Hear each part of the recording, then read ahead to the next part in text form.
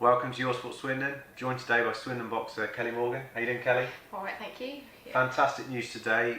You've got a fight on December the 20th and your opponent's been confirmed and it's the one you wanted from the very start, Silvia Salados. Reaction to that? It is finally happening. So number 2 middleweight in the world is coming to Swindon to take on T Morgan. Is that an early Christmas present for you? It is. I mean, don't get me wrong. I mean, it's huge. She dwarfs me in experience and ranking and everything. It's a massive ask, but it's a huge opportunity. So yeah, I feel a little bit like I'm in the scene of my own Rocky movie at the moment, because it's like literally the 20th of December last year was my first white collar show. Exactly a year later, number 2 in the world as a professional boxer, as in I'm taking on number 2 in the world as a professional boxer. So it's massive. I've just got to control the adrenaline and the nerves now and do the business.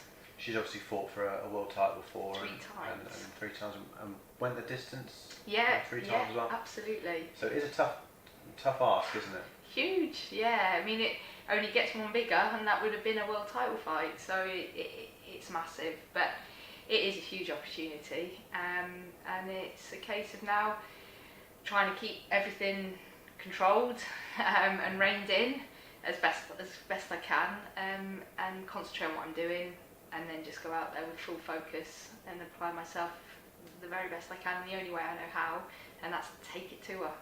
Yeah. What do you know about her apart from her record? Have you seen much, YouTube footage? Goodness knows how she does it. I cannot find an ounce of footage on the internet.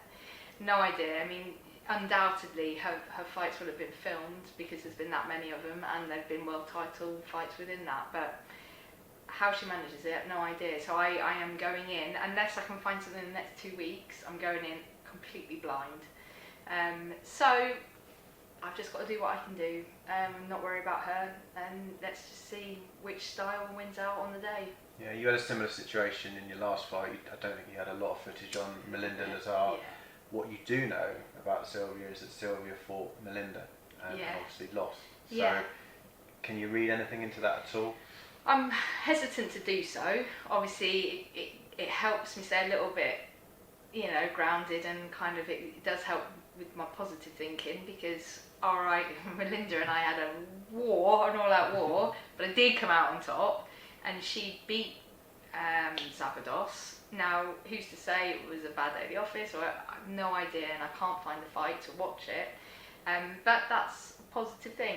It hopefully says to me that although I can't see any footage, there isn't a gulf of difference between all these rankings, in which case it's sport, and we all know anything can happen in sport, so let's just go see. Yeah, the last fight was a bit of a massive learning curve for you, so you must have had a lot to work on in training since then. How's that been going, and what have you worked on? Yeah, no, it's been good. We've been working on all the different elements, as always. I mean, I don't have to work so much on the offence because that's my natural style.